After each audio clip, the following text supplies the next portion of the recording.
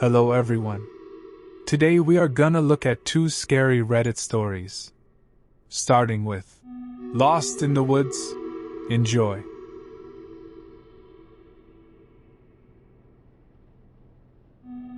So I live in the Midwest, and the shit that goes on around my house is pretty messed up. We never really said it out loud, but no one ever went in the woods behind the house. It was like an unspoken rule. Even inside the house with the window facing the woods, my parents only closed those curtains for that specific window. To the right of my house is a very large field we use to plant corn or soybeans for our farm, and behind our house is miles of woods.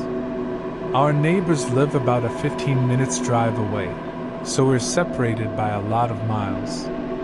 I remember growing up as a kid, and me and my sister and brother would play this game called Ghost in the Graveyard. It's basically hide and seek, but it was in our long driveway and front yard, and you play it at night. I remember one July when I was 9, me and my cousins were playing Ghost in the Graveyard. One older cousin was kind of a jackass, and wanted to play in the woods because it was scarier. And with us being kids and I being the youngest, we played in the woods. The whole thing felt so off. I hid behind this massive tree right next to the field. We had flashlights, but you had to turn them off in order to hide. So I was sitting in pitch dark, and the only thing I could really see was the field next to me. 1 second you could hear crickets, owls and frogs, and then it went super quiet. About 5 minutes into waiting to be found, it began to smell like literal sewage. Like shit and rotten meat were mixed into a blender. So I stood up and looked for my cousin, turned my flashlight. I remember gagging as I walked because it smelled so bad. As I walked, there wasn't any noises or anything that scared me. I just felt like something was following me. So naturally, 9-year-old me started crying, running and calling out for help. My cousin found me, and we were yelling for the other kids to come back to the house because we were done playing.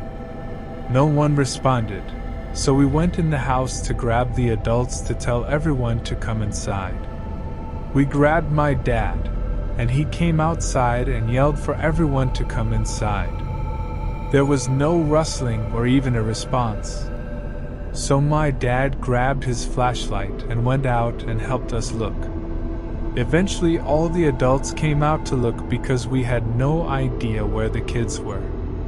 Everyone started panicking, and my dad pulled out his truck and his deer spotlight to see if we could find them along the trail. We stayed out looking for them for about 5 hours, and finally we found the first kid. Nothing happened to him, but he would have had to take a car to wander out that far into the woods. It was literally miles. Same with the other kids that we began to find by morning. Each kid had the same story. They heard our voices calling from the farthest side of the woods, opposite to where our house was, and they were trying to get away from the smell. Now on Thanksgiving we always talk about it, and even thinking about the smell now makes me gag. If anyone has had a similar experience with this kind of thing, let me know.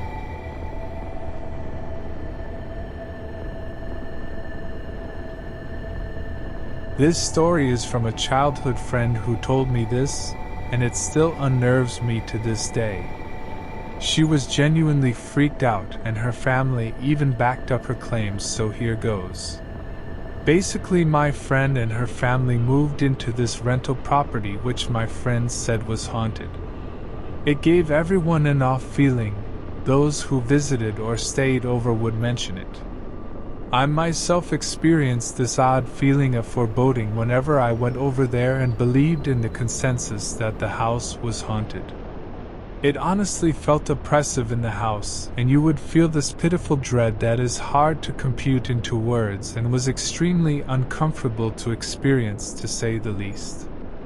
Anyway, this particular explicable event that is the basis of this post was enough for my friend's family to pack up and stay with relatives until they moved out permanently. On this fateful afternoon, my friend had arrived back home from the park and heard an argument taking place in the kitchen between her mom and dad. My friend thought this was odd as both her parents should be at work, so she called out, "Mom?" before unlocking the front door and going inside. My friend said the house fell instantly silent, an uncanny silence like all the air had been sucked out of the place and felt stifling and wrong. Then her mom said, "Hey, friend's name, we are just in here." My friend was just outside the closed kitchen door at this point and froze beyond opening. It was her mother's voice, but there was something off, like the cadence was missing that made it her mother. It sounded flat and unnatural. My friend decided to bolt back out the front door and wait outside until her brother come home, but she said as she turned back to the house she saw her mother peering at her from the lounge room window. But it wasn't her mother. The face was the same. Everything was the same, but her face was devoid of anything that made it her mother. There was no recognition on her mother's face. There was no indication that she was looking directly at her daughter. There was no emotion in the expression. Nothing. The eyes looked unstaring and utterly blank. My friend screamed and ran down the street to her mother's work and confirmed that she was there all this time and had never been home. Initially, my friend's mother reasoned that Samuel must have broken, but a later investigation proved nothing had been stolen, and the back door was locked as was the front door when my friend came home. Noon could rationalize who my friend saw in the window and why it looked so much like her mother, but not fully human, so that was the deciding factor to nope the fuck out of there and find somewhere else to live.